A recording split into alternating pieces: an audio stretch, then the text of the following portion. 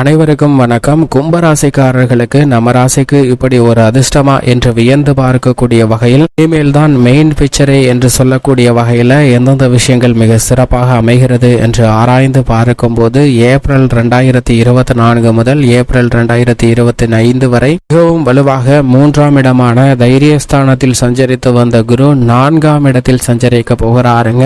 குரு சுகஸ்தானம் அர்த்தாஷ்டகஸ்தானம் என்று சொல்லக்கூடிய 4ஆம் இடத்திற்கு வருவது நிச்சயம் நன்மையும் அதிர்ஷ்டமும் யோகமும் நிறைந்து கொடுக்கக்கூடிய ஒரு அமைப்பாக பார்க்கப்படுகிறது. முழு சுபகிரகமாக இருக்கக்கூடிய குரு சுகஸ்தானத்தில் அமர்ந்திருப்பதால் நிச்சயமாக மிக பெரிய அளவில் திருப்திகரமான சூழ்நிலை உருவாக போகிறது. ஏனென்றால் மற்ற கிரக நிலைகள்ல மிக முக்கியமான கிரகங்களின் அமைப்பை பார்க்கும்போது சாதகமற்ற ஒரு அமைப்பாக தான் உள்ளது என்பது கும்பராசிக்காரர்களுக்கு யதார்த்தமான உண்மையாக பார்க்கப்படுகிறது. ஏனென்றால் ராசியின் அதிபதியான சனி ஜென்ம ராசியில் 7.5 சனியின் நடுப்பகுதியாக அமர்ந்திருக்கிறார். ராகு 2ஆம் இடமான குடும்பஸ்தானத்திலும் கேது அஷ்டமஸ்தானத்திலும் அமர்ந்திருக்கக்கூடிய இந்த தருணத்துல குரு சாதகமாக மாறியிருப்பது நிச்சயமாக மிக பெரிய அளவில் கும்பராசிக்காரர்களுக்கு 7.5 சனியில் நல்ல வாய்ப்பு கிடைக்கிறது என்பதை குரு ஒருவர் மட்டும்தான் உறுதிப்படுத்துகிறார். மற்ற கிரகநிலைகள் பெரும்பாலும் சாதகமற்ற ஒரு அமைப்பில் தான் இருக்கின்றன. எனவே இந்த தருணத்தில் மிக சிறப்பான மாற்றத்தை ஏற்படுத்தி கொடுத்து அதிர்ஷ்ட வாய்ப்புகளை நிச்சயமாக குரு கும்பராசிக்காரர்களுக்கு உருவாக்கி கொடுக்கிறார். நம்ம ராசிக்கு இப்படி ஒரு அதிர்ஷ்டமா என்று வியக்கக்கூடிய வகையில் இனிமேல் தான் குரு மிக வலுவாக தனது பகை கிரகமாக இருந்தாலும் கூட சுகாதிபதியாக இருக்கக்கூடிய சுக்கிரனின் ஆட்சி வீடான ரிஷபராசிக்குள் நுழைந்து 2024 ஏப்ரல் மாதம் முதல் 2025 ஏப்ரல் மாதம் வரை மிக வலுவாக சஞ்சரிக்க போகிறாருங்க. எனவேதான் பல்வேறு வகையான அதிரடியான மாற்றங்களை நிச்சயமாக சந்திப்பதற்கான வாய்ப்பு உருவாகிறது. நம்ம ராசிக்கு இப்படி ஒரு அதிர்ஷ்டமா என்று வியக்கக்கூடிய வகையில் அவருடைய சஞ்சார அமைப்பும் மிக பெரிய அளவில் மாற்றத்தை ஏற்படுத்தி கொடுக்கக்கூடிய ஒரு சிறந்த தருணமாக அமைகிறது என்பதை தெளிவாகவும் துல்லியமாகவும் உறுதிப்படுத்துகிறார். என்றால் இந்த தருணத்தில் குரு பகவான் நீட்சம் பெற்றார், வலுவிழந்து சில சிரமங்களை சந்திப்பதற்கான வாய்ப்பு உருவாகும். ஆனால் தனது பகை கிரகமாக இருப்பதால் அதீத கவனமும் விழிப்புணர்வும் மிக அதீதமாக கிடைக்குங்க. எனவே எந்த பணியாக இருந்தாலும் மிக சிறப்பாக கையாளுவதற்கான வாய்ப்பும் யோகமும் உண்டு. உதாரணமாக நம்மளையே நாம் எடுத்துக்கொள்வோம். தற்போது நாம் நம்மளுடைய வீட்டில் இருக்கும்போது எவ்வளவு மகிழ்ச்சியாக ஒரு கம்ஃபர்டான ஒரு சௌகரியமான சூழ்நிலையில் இருக்கிறோம். அதே நம்மளுடைய நண்பரின் வீட்டிற்கு செல்கிறோம் என்றால் இங்கு இருக்கக்கூடிய மனநிலை என்பது ஒரு விதமான சிரமம் இல்லாமல் ஓரளவிற்கு அலைச்சல் இல்லாமல் சற்று விழிப்புணர்வுடன் இருப்போம். ஆனால் அதைவிட நாம் நம்மளுடைய பகைவனுடைய வீட்டிற்கு செல்கிறோம் என்றால் இந்த வீட்டில் நம்மளுடைய செயல்பாடு எப்படி இருக்கும் என்று சிந்தித்து பாருங்கள். சின்ன சின்ன விஷயங்களை கூட மைன்யூட்டாக நடைபெறக்கூடிய நிகழ்வுகளை கூட கவனிப்பாகவும் உன்னிப்பாகவும் பார்த்து செயல்படுவோம் என்பதில் நமக்கு சந்தேகமே கிடையாது. அதே போன்றுதான் குரு பகவானும் தற்போது தனது பகை கிரகமாக இருக்கக்கூடிய சுக்கிரனின் ஆட்சி வீட்டில் அமர்ந்திருப்பதால் அனைத்து விதமான பணிகளையும் மிக தெளிவாக செய்வதற்கான வாய்ப்பை ஏற்படுத்தி கொடுக்கிறார். கண்ணும் கருத்துமாக செயல்படக்கூடிய வாய்ப்பும் யோகமும் இந்த குரு பயிற்சியில் மிகவும் அபரிவிதமாக உண்டு. எனவேதான் நம்ம ராசிக்கு இப்படி ஒரு அதிர்ஷ்டமா என்று வியக்கக்கூடிய வகையில் இனிமேல் தான் மெயின் பிக்சரை என்று சொல்லக்கூடிய வகையில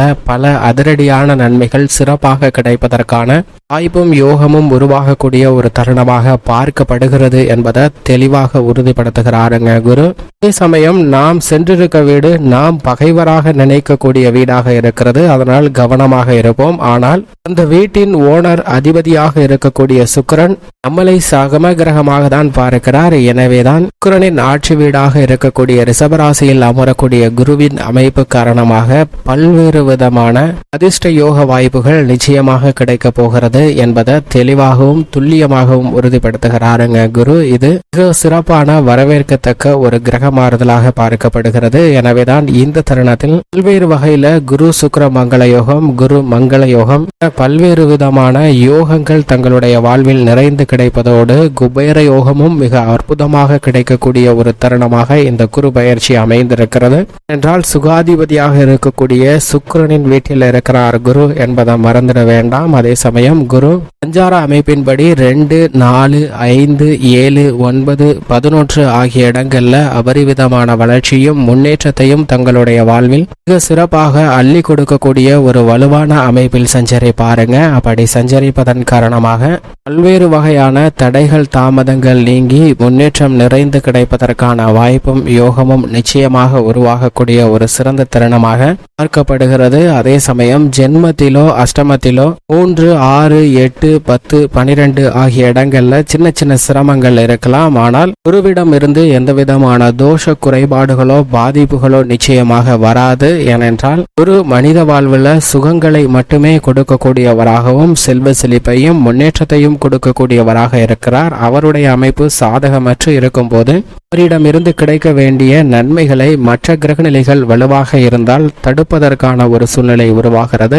எனவேதான் குருவின் சாதகமற்ற இடங்கள்ல மற்ற கிரகநிலைகளின் அமைப்பையும் ஒப்பிட்டு பார்க்க வேண்டிய ஒன்றாக பார்க்கப்படுகிறது. ஆனால் அதே சமயம் நவ கிரகங்கள்ல 8 கிரகங்கள் சாதகமற்ற அமைப்பில் இருந்தாலும் குரு மட்டும் சாதகமாக இருந்தாலே போதும், அனைத்து சிரமங்களையும் தகர்த்து விடக்கூடிய ஒரு வல்லமை வாய்ந்தவராக இருக்கிறார். அது மட்டுமல்லாது குரு பார்க்கின் கோடி நன்மை என்று சொல்லக்கூடிய வகையில் குருவினுடைய சுப பார்வை பல்வேறு இடங்களை வலுப்படுத்துகின்றன. இதன் காரணமாக வாழ்வில் சுபிச்சம் நிறைந்து கிடைப்பதற்கான அதிர்ஷ்ட யோக வாய்ப்புகள் கும்பராசிக்கு இப்படி ஒரு அதிர்ஷ்டமா என்று வியக்கக்கூடிய வகையில ஏற்படுத்தி கொடுக்க போகிறாருங்க. இது மிகப்பெரிய அளவுல வரவேற்கத்தக்க ஒரு சிறந்த மாறுதலாக நிச்சயமாக பார்க்கப்படுகிறது. மிக முக்கியமாக நவ கிரகங்களிலே குரு, ராகு, கேது, சனி போன்ற கிரகநிலைகள் மிக நீண்ட தூர பயண சஞ்சார காலகட்டத்தை கொண்டிருப்பதால் இந்த கிரகநிலைகளின் சஞ்சாரம் என்பது, பெயர்ச்சி என்பது மிக கவனிப்பாக பார்க்க வேண்டிய ஒன்றாக உள்ளது. அதிலும் குறிப்பாக முழு சுபகிரகமாக இருக்கக்கூடிய குருவின் அமைப்பு மிகப்பெரிய அளவுல மனித வாழ்வில் தாக்கத்தை ஏற்படுத்தும். எனவேதான் குரு பயிற்சி மிக உன்னிப்பாக பார்க்கக்கூடிய ஒன்றாக இருக்கிறது. அது மட்டுமல்லாது மனித வாழ்வில் நேர்வழியில் செல்வ செழிப்பை அள்ளி கொடுக்கக்கூடிய அற்புதமாக இருக்கக்கூடிய ஒரே கிரகம் குரு மட்டும்தான்.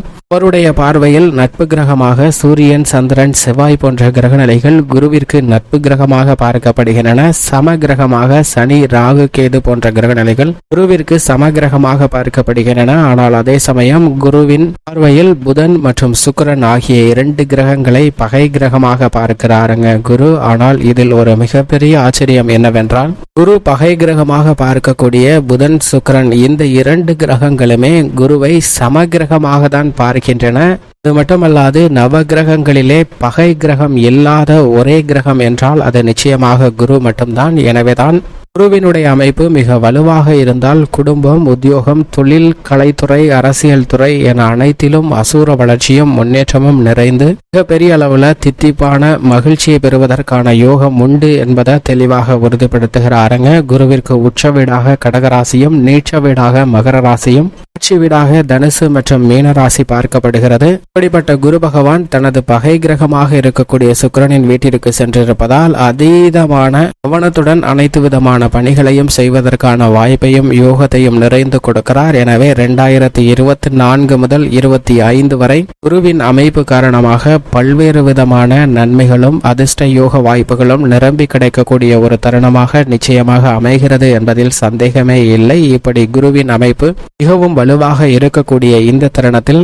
கும்பராசிக்காரர்களின் குடும்ப சூழ்நிலையை பொறுத்த வரைக்கும் தன மற்றும் லாபாதிபதியாக இருக்கிறாருங்க. குடும்பாதிபதியாகவும் லாபாதிபதியாகவும் திகழக்கூடிய குரு பகவான் மிக அற்புதமாக சுகஸ்தானத்தில் அர்த்தாஷ்டக குருவாக அமர்ந்திருப்பது மற்ற கிரகங்களால் ஏற்படக்கூடிய பாதிப்புகள், தோஷங்களை நீக்கி நன்மை நிறைந்தவையாக மாற்றிக் கொடுக்கக்கூடிய ஒரு அமைப்பாக நிச்சயமாக உள்ளது என்பதை தெளிவாக உறுதிப்படுத்துகிறாருங்க. அது மட்டுமல்லாது அவரின் சுப பார்வை 8, 10, 12 ஆகிய இடங்களில் கிடைப்பதால் அஷ்டம தோஷங்கள் நீங்குகின்றன. விரய செலவுகள் கட்டுக்குள் வரும். தொழில் ரீதியாக மிக சிறப்பான முன்னேற்றத்தை பெறக்கூடிய அதிர்ஷ்டம் நிறைந்த தருணமாக பார்க்கப்படுகிறது என்பதில் சந்தேகமே இல்லை. கும்பராசிக்காரர்களை பொறுத்தவரைக்கும் குடும்பத்தில் குதூகலமும் கொண்டாட்டமும் மகிழ்ச்சியும் நிறைந்த ஒரு தருணமாக பார்க்கப்படுகிறது. குடும்ப சூழ்நிலை திருப்திகரமாக அமையும். கணவன் மனைவிக்கிடையே அன்பும் அந்யோன்யமும் அதிகரிக்கும். ஆரோக்கியம் திருப்திகரமாக உள்ளது. ஜென்மராசியில் சஞ்சரிக்கக்கூடிய ராசியின் அதிபதி ஜென்மராசியில் வீற்றிருப்பதால் ஏற்படக்கூடிய தடைகளை கூட குரு விலக்கி விடுகிறாருங்க. நீதிமன்ற வழக்குகள், பூர்வீக சொத்துக்கள், பாக பிரிவினை உள்ளிட்ட பிரச்சனைகள் தீரும். பொருளாதார ரீதியாக நிலை குலைந்த ஒரு நிலையில் மாற்றம் நிச்சயமாக ஏற்படுகிறது. இந்த தருணத்தில் அனைத்து விதமான பணிகளிலும் நல்ல முன்னேற்றம் நிறைந்து கிடைக்குங்க. உத்தியோக ரீதியாக, தொழில்துறை ரீதியாக சனியின் கட்டுப்பாட்டில் இருந்தாலும் குரு சுகஸ்தானத்திற்கு மாறி இருப்பதால் சின்ன சின்ன அலைச்சல்கள், சிரமம் ஏற்பட்டாலும் உத்தியோக ரீதியாக தசாபதிகள் வலுவாக இருப்பின் நீங்கள் எதிர்பார்க்கக்கூடிய வாய்ப்புகள் நிச்சயம் மிக சிறப்பாக அமையும் என்பதை குரு தெளிவாகவும் துல்லியமாகவும் உறுதிப்படுத்துகிறார். சின்ன சின்ன சிரமங்கள் இருக்கலாம், ஆனால் அவை அனைத்திலும் உங்களுக்கு மிகப்பெரிய அளவில் மகிழ்ச்சி காத்திருக்கிறது என்பதை சுகஸ்தானத்தில் வீற்றிருக்கக்கூடிய குரு உறுதிப்படுத்துகிறார். தொழில்துறை ரீதியாக அகலக்கால் வைக்க வேண்டாம். திட்டமிட்டு அனைத்தையும் செயல்படுத்துவது நல்லது. கலைத்துறை ரீதியாக மூன்றாம் நபரை நம்ப வேண்டாங்க. உங்களுடைய திறமை மற்றும் உங்களுடைய முயற்சியின் கீழ் செய்யுங்க, அதில் நல்ல பலன் கிடைக்கும். அரசியல் சார்ந்த பணிகளில் நீங்கள் எதிர்பார்க்கக்கூடிய மாற்றங்கள் நிச்சயமாக நிறைந்து பெறக்கூடிய ஒரு தருணமாக அமைய போகிறது. திடீரென பல அதிரடியான மாற்றங்களை சந்திப்பதற்கான வாய்ப்பு கும்பராசிக்காரர்களுக்கு உண்டு. கல்வியை பொறுத்தவரைக்கும் 7.5 சனியின் நடுப்பகுதியாக இருப்பதால் சற்று கவனம் தேவை. ஆனால் குரு சாதகமாக மாறியிருப்பதால் கல்வியில் நல்ல முன்னேற்றம் உண்டு. விவசாயம் சார்ந்த பணிகளில் இந்த தருணத்தில் உழைப்பிற்கேற்ற பலன் நிச்சயமாக உண்டு. பழைய கடன்கள் அடைப்பதற்கும், ஆடு மாடு வளர்ப்பில் நல்ல முன்னேற்றம் பெறுவதற்கும் யோகம் உண்டு. அரசாங்க சலுகையும் நிச்சயமாக கிடைக்கும். பெண்மணிகளை பொறுத்தவரைக்கும் குரு சுகஸ்தானத்தில் நுழைந்திருப்பதால் எதிர்பார்க்கிறபடி திருமணம், புத்திரபாகியம் உள்ளிட்ட பல சுப நிகழ்வுகள் மிக சிறப்பாக நடைபெறுவதற்கான அதிர்ஷ்ட யோகம் உண்டு. மேலும் சாதகமாக மாற்றிக்கொள்ள நிச்சயமாக கும்பராசிக்காரர்கள் வாரத்தில் சனிக்கிழமை விரதம் இருந்து அருகாமையில் உள்ள நவகிரக சன்னதி சென்று தீபமேற்றி வழிபாடு செய்யுங்கள். நீங்கள் எதிர்பார்க்கக்கூடிய நல்ல பலன் நிச்சயமாக கிடைக்கும்.